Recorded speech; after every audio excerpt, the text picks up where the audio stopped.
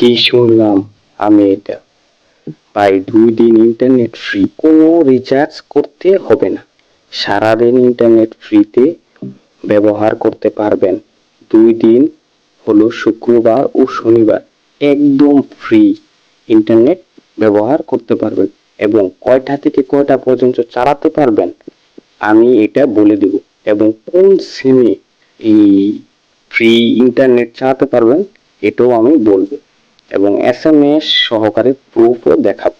প্রথমে বলে রাখি, শুধু গ্রামীণ সিমে ফ্রি ইন্টারনেট ব্যবহার করতে পারবেন, এবং অন্য অন্য গ্রামীণ সিমের কোম্পানির অন্য সিম যেমন স্কিপিতেও আপনি ফ্রিতে ব্যবহার করতে পারবেন, এবং এসএমএস সহ আমি দেখাবো।